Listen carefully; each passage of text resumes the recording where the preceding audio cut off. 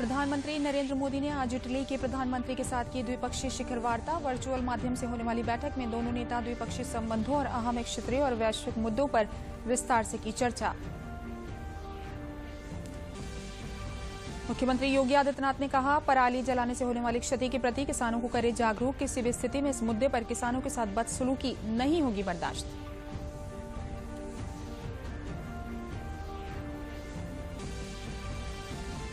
प्रदेश सरकार द्वारा किए गए प्रयासों से प्रदेश में आर्थिक गतिविधियों में आई तेजी। बढ़ रहे हैं प्रदेश में निवेश के अवसर। जर्मनी की कंपनी ने आगरा में किया निवेश।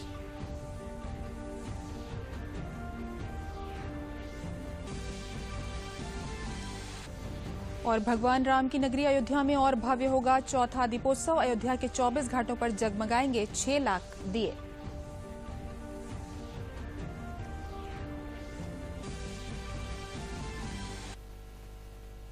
नमस्कार, मैं हूं तरन्नुम रिजवी। अब समाचार विस्तार से। प्रधानमंत्री नरेंद्र मोदी ने इटली के प्रधानमंत्री प्रोफेसर यूसेपे कॉन्टे के साथ द्विपक्षीय शिखर बैठक की। वर्चुअल माध्यम से हुई इस बैठक में दोनों नेताओं ने द्विपक्षीय संबंधों और महत्वपूर्ण क्षेत्रीय और वैश्विक मुद्दों पर विस्तार के साथ चर्चा की। पीएम मोदी ने कहा कि इस बैठक से दोनों ही देशों के रिश्ते और ज्यादा प्रगाढ़ होंगे। उन्होंने कहा कि दोनों देशों के बीच अनेक क्षेत्रों में सहयोग बढ़ेगा। अपने संबोधन में प्रधानमंत्री ने कहा कि कोविड-19 के कारण हुई इटली में क्षति पर भी संवेदना जताई। कोरोना वायरस के कारण हुई क्षति के लिए मेरी तरफ से और भारत के सभी नागरिकों की तरफ से संवेदना प्रकट करता हूं। जब विश्व के अन्य देश कोरोना वायरस को जान ही रहे थे, समझने की कोशिश कर रहे थे, तब आप इस विपदा से जूझ रहे थे। आपने पूरी सफलता के साथ एक अत्यंत कठिन स्थिति पर शीघ्रता से काबू पाया और पूरे देश को संगठित भी किया। महामारी के उन पहले महीनों में इटली की सफलता ने हम सभी को प्रेरित किया। आपके अनुभवों ने हम सबका मार्गदर्शन किया।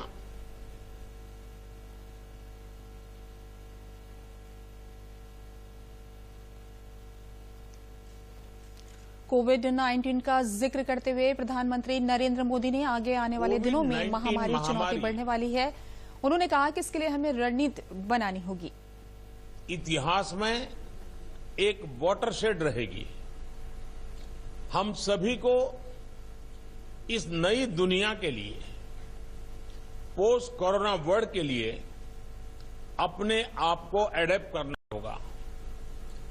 इससे उत्पन्न होने वाली चुनौतियां और अवसरों के लिए हम सभी को एक नए सिरे से तैयार रहना होगा।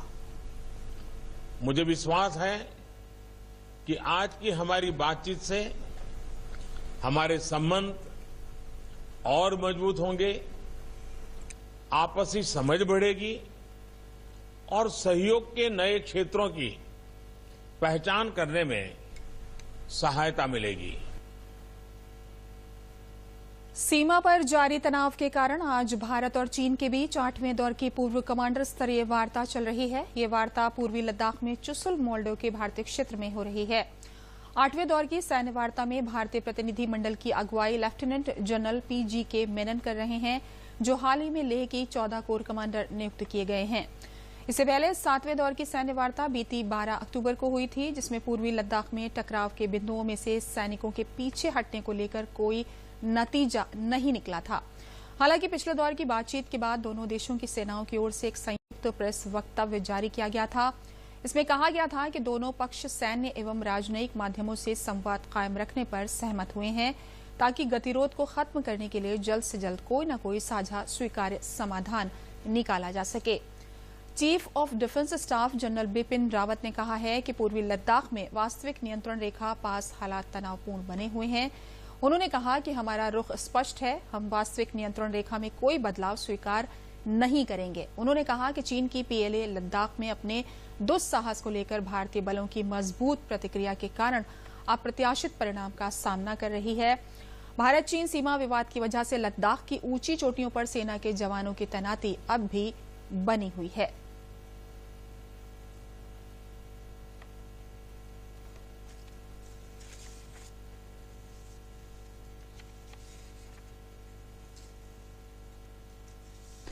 The situation along the line of actual control in eastern Ladakh remains tense, and the PLA is facing unanticipated consequences of its misadventure in Ladakh because of the Indian Defence Forces' firm and strong response. Our posturing is unambiguous. We will not accept any shifting of the line of actual control. In the overall security calculus, border confrontations, transgressions and unprovoked tactical military actions spiraling into a larger conflict cannot therefore be discontinued. मुख्यमंत्री योगी आदित्यनाथ ने कहा कि पराली फसल अपशिष्ट जलाने से होने वाली क्षति के प्रति किसानों को जागरूक करें। किसी भी स्थिति में कहीं भी इस मुद्दे पर किसानों से बदसलूकी बर्दाश्त नहीं की जाएगी। मुख्यमंत्री ने कहा कि पराली को लेकर पहले ही गाइडलाइन जारी की जा चुकी है। किसानों को पराली जलाने से होने वाले नुकसान और नहीं जलाने से होने वाले फायदे के बारे में अभियान चलाकर बताया जाए। उन्हें बताएं कि पराली जलाना पर्यावरण के साथ जमीन की उर्वरा शक्ति के लिए भी ठीक नहीं है। सुप्रीम कोर्ट और एनजीटी नेशनल ग्रीन ट्राइब्यूनल ने पराली जलाने को दंडनीय अपराध घोषित किया है। किसान ऐसा करने की जगह उन योजनाओं का लाभ उठाएं जिससे पराली को निस्तारित कर उसे उपयोगी बनाया जा सकता है।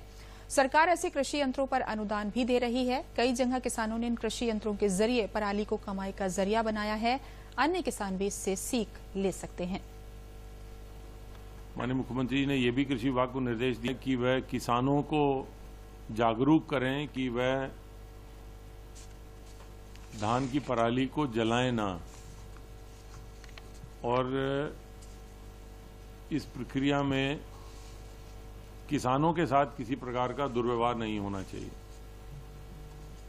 उन्हें जागरूक करना बेहतर होगा कि वो जागरूक हों कि उनके पराली जलाने से पर्यावरण को कितना नुकसान हो रहा है। और पर्यावरण वर्तमान परिस्थितियों में, जबकि कोरोना का भी संक्रमण चल रहा है, ऐसे में पर्यावरण पोल्यूटेड होता है तो उससे और ज़्यादा नुकसान होने की संभावना है। किसानों के जागरूकता के कार्यक्रम चलाए जाने के संबंध में माननीय मुख्यमंत्री जी ने निर्देश दिए हैं तथा ये भी निर्देश दिए हैं कि किसानों के साथ दुर्व्यवहार नहीं होना चाहिए। प्रमुख सचिव स्वास्थ्य आलोक कुमार ने बताया कि प्रदेश में लगातार कोरोना से ठीक होने वालों की संख्या बढ़ रही है। लोक भवन में आज प्रेस वार्ता में उन्होंने बताया कि प्रदेश में अब तक 4,63,240 लोग ठीक हो गए हैं और प्रदेश का रिकवरी रेट 94% हो गया है। उन्होंने बताया कि प्रदेश में अब तक 1,57,62,543 कोरोना की टेस्टिंग कराई जा चुकी है। तो आज के नंबर ऑफ पॉजिटिव केसेस 2,173 और कुल मिलाकर जो पॉजिटिव केसेस हैं उनकी संख्या 4,93,527। एक्टिव मरीजों की संख्या 23,132 और जो रिकवर्ड हो गए हैं वो उनकी संख्या 4,63,240। इस प्रकार रिकवरी परसेंटेज लगभग 94% हो गया है। जो होम आइसोलेशन में लोग हैं उनकी संख्या कल 10,303 से 303 थी, उससे घट के 10,218 पे आ गई। आज की कुल टेस्टिंग 1,53,043, जिनमें से 62,098 RT-PCR, 2151 ट्रूनेट मशीन से टेस्टिंग और 88,794 एंटीजन टेस्टिंग। और अब तक आज तक कुल मिला के सभी टेस्टों की संख्या 1,57,62,543। अपर मुख्य सचिव सूचना नवनीत सहगल ने बताया कि प्रदेश में कोरोना संक्रमण के बाद आर्थिक गतिविधियों को बढ़ाने के लिए काम शुरू किया गया है। उन्होंने कहा कि प्रदेश में जर्मनी की एक कंपनी चीन को छोड़कर उत्तर प्रदेश आई है। प्रदेश में लगातार निवेश किया जा रहा है। उन्होंने बताया कि दुनिया के 10 अन्य देशों के दूतावासों से भी संपर्क स्थापित किया गया है कि प्रदेश में अन्य देशों से निवेश आए। इसके साथ ही उन्होंने बताया कि उत्तर प्रदेश में रोजगार देने के काम की तारीफ रिजर्व बैंक ने भी की है। सभी गतिविधियां लगभग चल रही हैं। आर्थिक गतिविधियां तेजी से चलें, प्रदेश में रोजगार के अवसर और पैदा हों, उसके लिए विशेष प्रयास किया जा रहा है।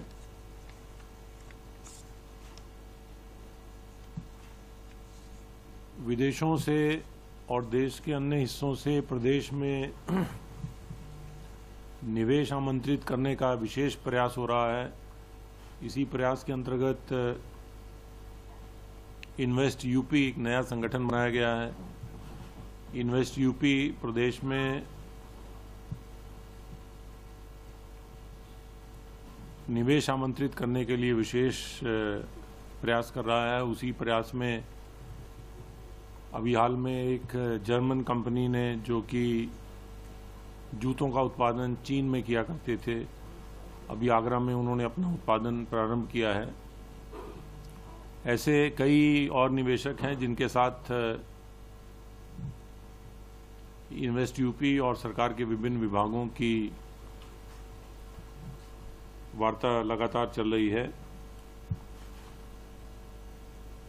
दुनिया के 10 देशों में स्थित भारतीय दूतावासों से भी संपर्क किया गया है। प्रदेश में औद्योगिक नीति तथा कई अन्य नीतियों में बदलाव कर निवेशोन्मुख बनाया गया है और निवेश की तथा औद्योगिक गतिविधियों की तेजी से बढ़ने की बहुत अच्छी संभावनाएं बनी हैं और उस क्रम में नया निवेश भी प्रदेश में आ रहा है। अयोध्या में 11 नवंबर से 13 नवंबर तक होने वाले दीपोत्सव की तैयारी को लेकर डॉक्टर राम मनोहर लोहिया अवध विश्वविद्यालय को एक बड़ी जिम्मेदारी सौंपी गई है। डॉक्टर राम मनोहर लोहिया अवध विश्वविद्यालय अपने 10,000 वॉलंटियर के साथ 13 नवंबर को राम की पैड़ी के 24 घाटों पर 6 लाख दीपक प्रज्वलित करेगा। अयोध्या में इन कुम्हार परिवारों ने दीपक बनाने का कार्य शुरू कर दिया है। इस बार डॉक्टर राम मनोहर लोहिया अवध विश्वविद्यालय चौथे वर्ष भी Guinness book of world record में अपना ही रिकॉर्ड तोड़ने जा रहा है। डॉक्टर राम मनोहर लोहिया अवध विश्वविद्यालय के कुलपति आचार्य रविशंकर सिंह का कहना है कि अवध विश्वविद्यालय को एक बड़ी जिम्मेदारी योगी सरकार ने प्रदान की है। इस बार 6 लाख से ज्यादा दिए जलाए जाने का लक्ष्य रखा गया है। इसके अलावा अवध विश्वविद्यालय के फाइन आर्ट के स्टूडेंट्स घाट संख्या 10 पर राम दरबार का चित्रांकन करेंगे और राम, हनुमान व पुष्पक विमान का चित्रांकन किया जाएगा।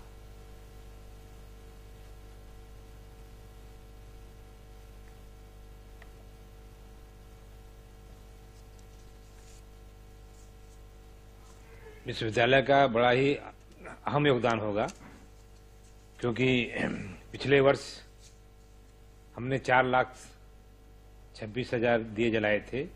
इस बार हम लोग 6 लाख से ज़्यादा दिए प्रज्वलित करने का लक्ष्य रखे हैं और घाटों की संख्या भी पहले 12 घाट दिया गया था, अब 24 कर दिया गया है। इसलिए कार्य जस्ट डबल हो गया है। सक्रिय वॉलंटियर्स 8,000 होंगे और हमने 2,000 वॉलंटियर्स को रिजर्व में रखा है। इस प्रकार जो है कुल 10,000 वॉलंटियर्स काम में लगेंगे।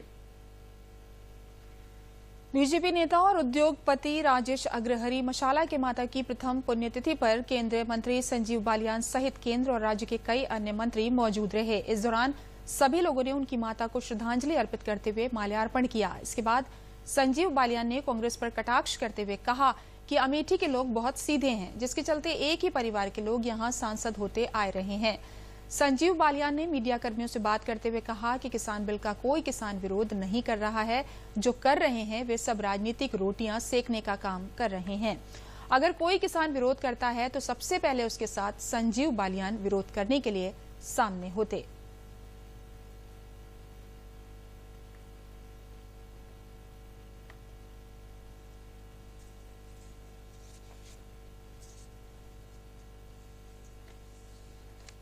थोड़े दिन के लिए आप प्याज की कीमत अगर थोड़े दिन के लिए बढ़ी घटी प्याज और आलू की, उसे महंगाई से जोड़ना ज्यादा उचित नहीं। और कई बार किसान हित की भी सोचनी चाहिए। अगर 2 रुपये महंगी कहीं ले रहे हैं और किसान के पास जा रहा है तो उसे महंगाई से नहीं जोड़ना चाहिए, किसान हित की भी सोचनी चाहिए। एक तरफ जहां अमेरिका में राष्ट्रपति चुनाव के नतीजों को लेकर लोगों की सांसें अटकी हुई हैं, वहीं डेमोक्रेट उम्मीदवार जो बाइडेन ने वोट की गिनती के बाद अगले राष्ट्रपति बनने का विश्वास व्यक्त किया है। उन्होंने लोगों को वोटों की गिनती पूरी होने तक शांत रहने की अपील की है। वहीं रिपब्लिकन उम्मीदवार डोनाल्ड ट्रंप का कहना है कि डेमोक्रेट उनसे चुनाव चोरी करने की कोशिश कर रहे हैं। ट्रंप ने कहा कि अगर कानूनी वोटों की गिनती होती है तो वो जीत जाएंगे। उन्होंने ये भी संकेत दिया कि पूरी चुनावी प्रक्रिया और परिणाम कानूनी जांच की प्रक्रिया से गुजरेंगी। ट्रंप मतगणना को रोकने के लिए पहले ही कई मुकदमे दायर कर चुके हैं। ट्रंप पेंसिल्वेनिया, उत्तरी कैरोलिना और जॉर्जिया में आगे हैं, जबकि बाइडेन जॉर्जिया और पेंसिल्वेनिया में ट्रंप को कड़ी टक्कर दे रहे हैं। अगर ट्रंप एरिजोना, नेवाडा, उत्तरी कैरोलिना और पेंसिल्वेनिया राज्यों में जीत हासिल करते हैं तो नतीजे बराबर हो जाएंगे। कुशीनगर इंटरनेशनल एयरपोर्ट से उड़ान की तारीख भले ही अभी तय न हुई हो, लेकिन एयरपोर्ट की सुरक्षा को लेकर सुरक्षा एजेंसियां अभी से सतर्क हैं। एयरपोर्ट की सुरक्षा किस तरह की हो, इसको लेकर एटीएस और स्थानीय पुलिस संवाद से लेकर संयुक्त अभ्यास कर रही है। किसी भी आतंकी घटना से निपटने में सक्षम देश की सबसे प्रमुख एजेंसी एटीएस की टीम स्थानीय पुलिस को प्रशिक्षित कर रही है। कुशीनगर की स्वाट और एटीएस की स्पॉट टीम ने कुशीनगर इंटरनेशनल एयरपोर्ट पर किसी आतंकी घटना से निपटने का संयुक्त अभ्यास किया। कुशीनगर इंटरनेशनल एयरपोर्ट की सुरक्षा की जिम्मेदारी उठाने के लिए जिले के तेज तर्रार 22 पुलिसकर्मियों का चयन किया गया है। इन पुलिसकर्मियों को एयरपोर्ट की सुरक्षा के लिए प्रशिक्षित किया जा रहा है। एनएसजी की तर्ज पर बनी एटीएस की स्पॉट टीम इन पुलिसकर्मियों को प्रशिक्षित कर रही है।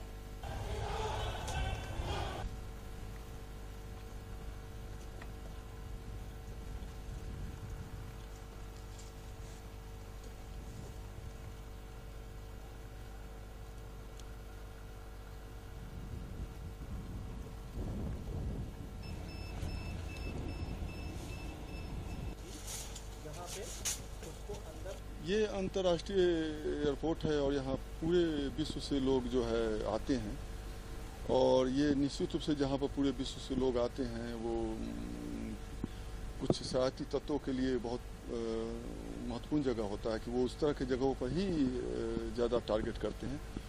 तो निश्चित रूप से यहाँ पर जो है उस तरह का खतरा भविष्य में आ सकता है, तो यहाँ पर ये जानकारी होना बहुत ज़रूरी है।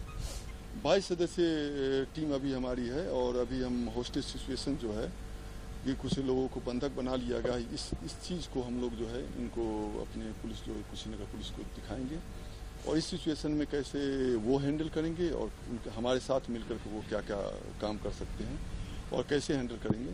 दोनों मिलकर भी ऑपरेशन करेंगे और सिंगल उनको भी ऑपरेशन करने का मौका मिलेगा। कोरोना काल में जहां सभी त्योहार फीके तरीके से मनाए गए, वहीं घर में मनाया जाने वाला दीपों का त्योहार दीपावली को लोग पूरे उल्लास के साथ मनाएंगे। वाराणसी में कुम्हारों ने दियों का निर्माण शुरू कर दिया है। उन्हें उम्मीद है कि इस बार लोग दीपावली पर अपने घरों को पारंपरिक रूप से दियों से रोशन करेंगे, जिसको देखते हुए कुम्हारों ने अपने यहाँ दियों और अन्य दीपावली के खिलौनों का स्टॉक बनाकर रखना शुरू कर दिया है। इस बार खादी ग्रामोद्योग आयोग द्वारा मिले इलेक्ट्रिक चाक की वजह से उनका उत्पादन ज्यादा हो रहा है, वहीं उनकी आमदनी में भी बढ़ोतरी होगी। वहीं कुम्हारों ने कहा कि हमें उम्मीद है इस बार सब दिए बिक जाएंगे।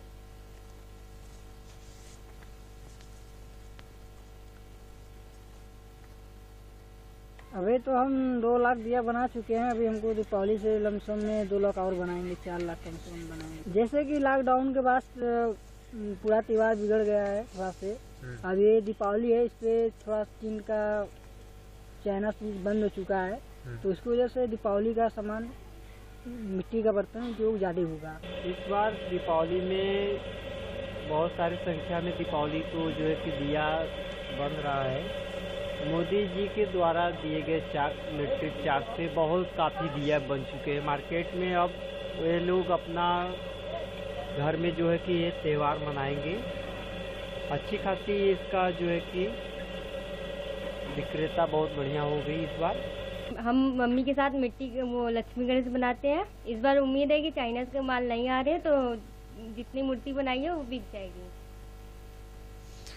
महिलाओं को सशक्त बनाने और उन्हें सम्मान दिलाने के लिए श्रीमती दौलत देवी सेवा संस्थान ने आज साहित्यकारों, पत्रकारों और उत्कृष्ट कार्य करने वाली दलित चिंतक डॉक्टर लालती देवी को सम्मानित किया। संस्थान पिछले कई वर्षों से उत्कृष्ट कार्य करने वाले लोगों को सम्मानित करता आ रहा है। कार्यक्रम में बतौर मुख्य अतिथि अरुणाचल प्रदेश के पूर्व राज्यपाल डॉक्टर माता प्रसाद मिश्र ने हिस्सा लिया। इस दौरान उन्होंने कार्यक्रम में महिलाओं समेत साहित्यकारों और पत्रकारों को सम्मानित किया। कार्यक्रम के आयोजक अनिल कुमार सिंह पंडित बेअदब लखनवी ने बताया कि उनका मकसद समाज में उत्कृष्ट कार्य कर रहे लोगों को सम्मानित करने और लोगों को प्रेरित करना है कि वो समाज के लिए अच्छे कार्य करें। दादी जी जो है वो ऐसे समाज से निकल करके आए थे कि उनका चरित्र जो है वो आगे चल करके वो अनुकरणीय हो गया और दादी जी की ही देन है जिन्होंने हमें हमेशा जो है सच्चाई के रास्ते पर ईमानदारी और न डरने की प्रेरणा हमेशा दी। चाहे वो हमारे पिता ही क्यों ना हो, लेकिन उन्होंने हमसे हमेशा कहा कि बेटा किसी से डरना नहीं और कभी गलत काम करना नहीं, जहाँ तक हो सके बड़ों का जो है सम्मान वो जरूर करना। आज हमारी दादी जी को 16 वर्ष हो गए हैं उनकी पुण्यतिथि को। 16वां ये पुण्यतिथि है जिस पर हर साल जो है प्रतिवर्ष हम किसी एक महिला को सशक्त महिला सम्मान देते हैं। चित्रकूट में कोविड-19 महामारी के व्यापक संक्रमण की संभावनाओं के चलते डाक विभाग भारत सरकार के अंतर्गत इंडिया पोस्ट पेमेंट्स बैंक द्वारा पेंशन धारकों को जीवन प्रमाण पत्र डिजिटल लाइफ सर्टिफिकेट की सुविधा उनके घर पर उपलब्ध कराई जा रही है। इसके तहत चित्रकूट जिले में इंडिया पोस्ट पेमेंट्स बैंक द्वारा बायोमेट्रिक आधारित डिजिटल जीवन प्रमाण पत्र सेवा की पहल शुरू की गई है, जिसके अंतर्गत डाकिया ग्रामीण डाक सेवकों द्वारा स्मार्टफोन और बायोमेट्रिक डिवाइस द्वारा घर घर पहुंचकर पेंशनरों को मात्र 5 मिनट में ही डिजिटल जीवन प्रमाण पत्र जारी कर उपलब्ध करा रहे हैं। ये पहल पेंशन धारकों के लिए अत्यंत लाभदायक साबित हो रही है। सरकार की पहल का पेंशन धारक व उनके परिजन सराहना कर रहे हैं। अब उन्हें कोषागार व बैंक नहीं जाना पड़ेगा, उनको घर पर ही सब सेवाएं उपलब्ध हो जाएंगी। आने चलने में जो है मुझे बड़ी दिक्कत होती थी। उसको जो है हमारे जो है कुछ सहयोगियों के द्वारा पता चला कि हमारे पोस्ट ऑफिस में जहाँ से मैं पेंशन लेता हूँ वहाँ पे डिजिटल कार्ड बन रहा है। मैंने पोस्ट ऑफिस से संपर्क किया, तब उन्होंने आ करके बड़े सौहार्द ढंग से जो है मेरा जो है फिंगरप्रिंट पूरा सब जो है बना दिया उन्होंने। मैं बहुत संतुष्ट हूँ। अब मुझे बहुत सुकून महसूस कर रहा हूँ। घर बैठे मेरी मुझको सेवा मिल गई है। पहले इन लोगों को ट्रेजरी तक जाना पड़ता था पेंशन लेने के लिए, बहुत दिक्कतें होती थी, लेकिन अब केंद्र सरकार का जो नियम फॉलो हुआ है वो काफी अच्छी फैसिलिटी दे दी गई है। अब इन लोगों को वहाँ तक नहीं जाना पड़ रहा है और इन लोगों को घर बैठे ही ये सुविधाएं मिल रही हैं। और बुढ़ापे में आप लोग जानते हैं कितनी प्रॉब्लम होती है बाहर जाने के लिए, तो अब इनको घर बैठे जो सुविधा ये सब सरकार दे रही है वो बहुत अच्छी पहल कर रही है सरकार अपनी ओर से। भारतीय डाक विभाग के इंडियन पोस्टल पेमेंट बैंक ने डिजिटल सेवा जीवन प्रमाण पत्र बनाने की सेवा शुरू की है। अब आपको जो भी पेंशनर है अपने क्षेत्र में उन्हें कोषागार जाने की जरूरत नहीं है, तो सीधे इंडिया पोस्टल पेमेंट बैंक के शाखा डाकवालों से या डाकिया से संपर्क करके घर बैठे ही अपना जीवन प्रमाण पत्र बनवा सकते हैं। ये सेवा आधार पे बायोमेट्रिक आधारित है, तो आपको इसको डिजिटलाइज है तो आपको इसको भेजने भी जाना नहीं पड़ेगा। ऑटोमेटिक सीधे उनकी अथॉरिटी है, पेंशनर जो अथॉरिटी है वहाँ पहुँच जाएगी। इसके लिए आपको अपने जो इंडिया का पोस्टल पेमेंट का टोल फ्री नंबर है उस पर फोन करना है या अपने संबंधित डाक विभाग से संपर्क करके पेमेंट बैंक के शाखा डाकवालों से हमको घर बुला के अपना बनवा लेना है। उसके लिए चार्ज रखा गया 70 रुपये मात्र। प्रधानमंत्री द्वारा गरीब कल्याण योजना के तहत किए गए आर्थिक सुधारों का असर अब जमीनी स्तर पर दिखने लगा है। बाजार में आर्थिक गतिविधियां तेज होने लगी, साथ ही बंद होती उद्योग इकाइयां भी अब वापस खुलने लगी हैं। रायबरेली में सरकार द्वारा आर्थिक सुधारों के बाद एमएसएमई के तहत कई नए उद्योग स्थापित हुए हैं, जिनमें प्रवासी श्रमिकों के साथ ही अन्य लोगों को भी रोजगार के अवसर मिल रहे हैं। ऐसे ही स्नेहलता हैं जिनका लॉकडाउन के बाद उद्योग विभाग से लोन पास हुआ और उन्होंने अपने साथ ही दर्जनों महिलाओं को रोजगार के अवसर दिए। महिला उद्यमी स्नेहलता ने बताया कि लॉकडाउन के समय में आर्थिक गतिविधियां ठप होने से जिंदगी की रफ्तार थम गई थी। एमएसएमई के तहत उनका लोन पास हुआ, जिससे वो स्कूलों की यूनिफॉर्म का काम किया और अपने साथ ही उन्होंने दर्जनों महिलाओं को रोजगार दिया।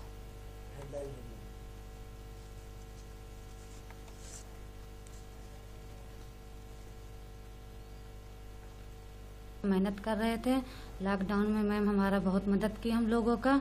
मास्क हम लोग बनाए हैं और इस समय भी कोशिश कर रहे हैं कि हमारा लोग का अच्छे से काम चल जाए और मेहनत रात दिन करते हैं कि ये सब ड्रेस अच्छे से बनाते हैं।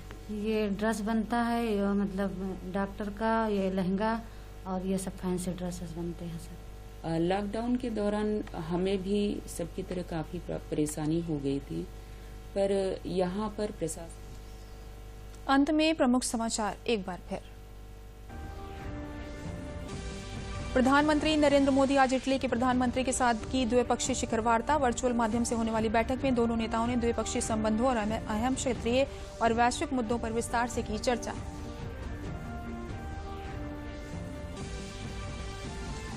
मुख्यमंत्री योगी आदित्यनाथ ने कहा, पराली जलाने से होने वाली क्षति के प्रति किसानों को करे जागरूक। किसी भी स्थिति में इस मुद्दे पर किसानों के साथ बदसलूकी नहीं होगी बर्दाश्त।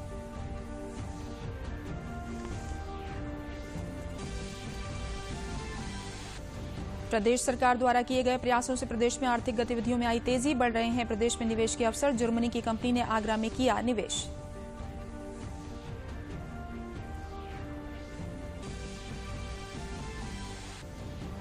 और भगवान राम की नगरी अयोध्या में और भव्य होगा चौथा दीपोत्सव। अयोध्या के 24 घाटों पर जगमगाएंगे 6 लाख दिए।